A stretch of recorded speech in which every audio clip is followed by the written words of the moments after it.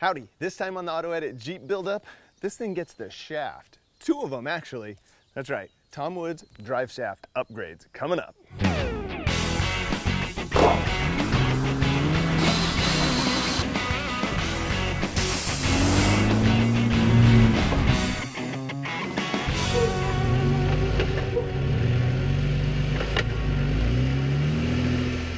So this one's gonna be kind of a fun episode in the sense that we're gonna go on a little field trip because the reason I picked the Tom Woods Driveshaft was because I went to that shop with Fred about a year ago and I met the guys and watched how they build them, and they're awesome. I mean, this is really, really high quality stuff.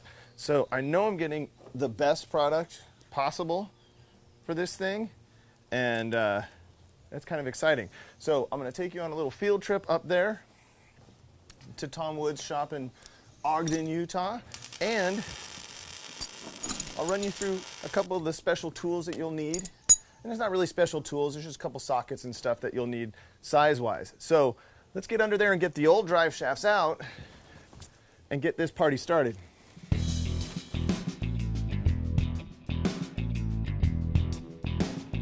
Before I take anything out of here, I kind of want to show you a couple of things that I installed last time and didn't show. This right here would be one of the exhaust spacers.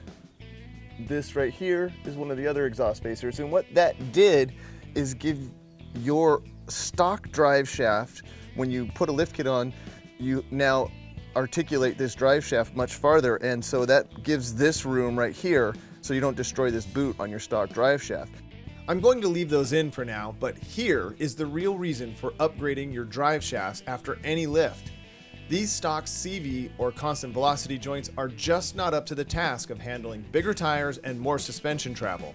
As you can see here, the front CV is almost at its maximum angle, and this is with the Jeep at ride height.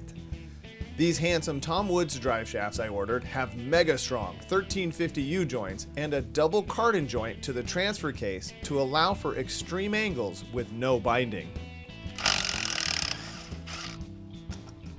To get that wimpy stock stuff out of there, just grab an 8mm socket and buzz all of the CV bolts off and gently persuade the old shafts out.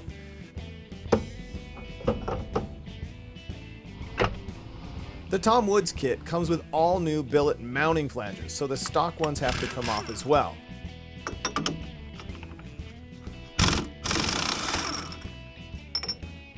I don't like hitting anything that has a bearing with a hammer, so I use this 2-jaw puller to make quick work of removing all of the stock flanges. Remember, take care of your stuff. Clean up all of the threads, and then go look at the side-by-side comparison of the stock versus the Tom Woods parts. It's very obvious that the double cardan is a much stronger joint than the CV. Plus, I opted for the even stronger 1350U joint rather than the 1310 that would normally work fine for a JK with Dana 44 axles. But for added peace of mind and only a few bucks more per shaft, I went for the beef. Plus, I also opted for the polished and clear coat finish. And they look amazing. When I ordered these, they asked for a few simple measurements to help tailor fit these to my Jeep and ship them the next day, which is remarkable given the amount of skilled labor that goes into each of these things. I set it over here for John.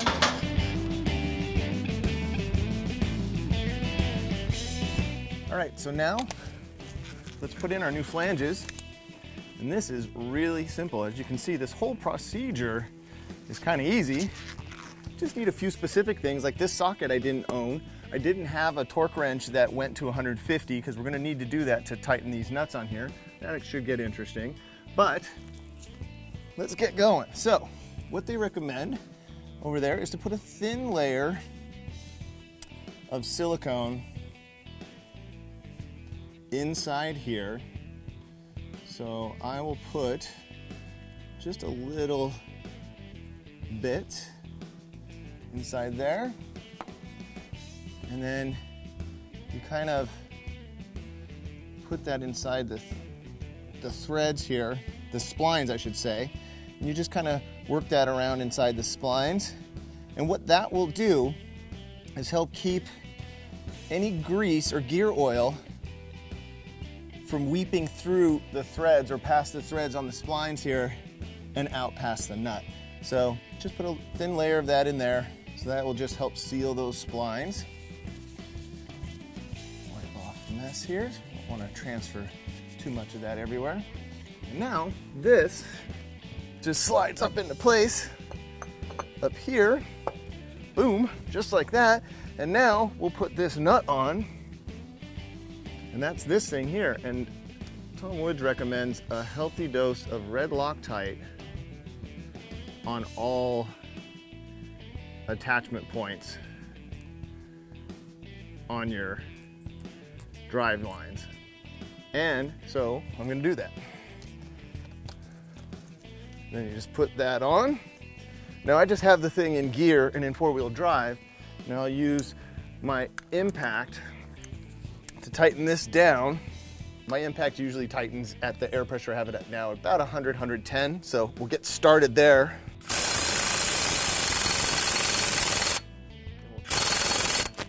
And we'll check that. So that's tight according to my impact. And now we'll take a torque wrench and we'll tighten that to the 150 that Tom Woods recommends.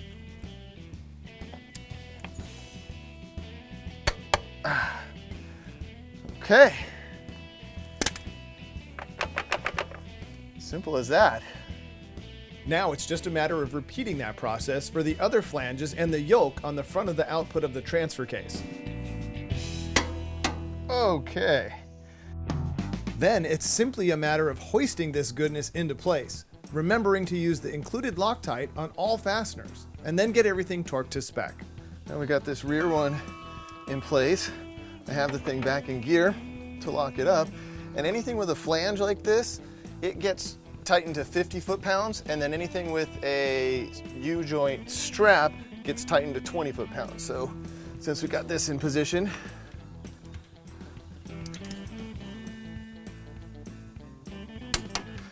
it's good. Let's see how many we could reach from here.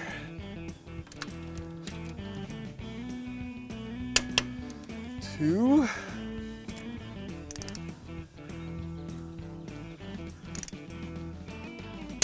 3. Oh, let's see if we can get the 4th. Can we? From one position, I think this might be a world record. We got all 4 with one position. Woohoo! That looks good. Let's get that front drive shaft installed. And this goes the same way. Heave that handsome thing into place, tighten all your bolts, remembering to Loctite everything, and that is it for the install. Wow, that was close. We'll take it. Now just take a minute and look at the new toughest part of your drivetrain. Time to take this thing for a little test run.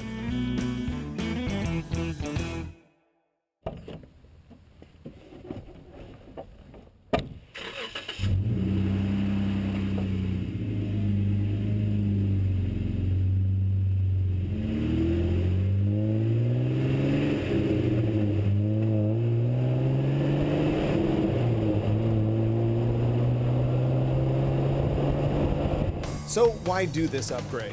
Well, apart from the obvious that these are extremely strong and precision-made parts, it's the peace of mind you are installing for on the highway or for on the trail.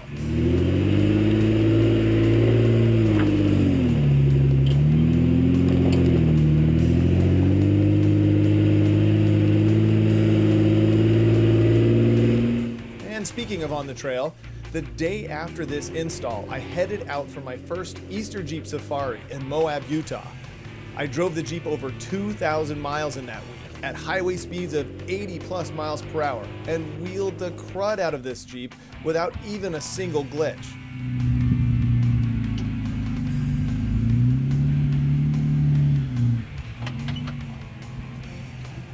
This here is me getting it a little wrong on Hell's Gate, but my buddy Fred here helped me get right on up it.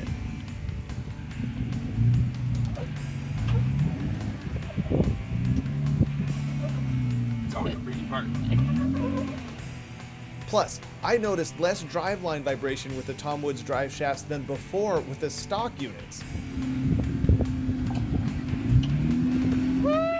So, am I happy with this upgrade? Heck yes. Will I order a Tom Woods drive shaft for the long-lost Mustang project? Absolutely.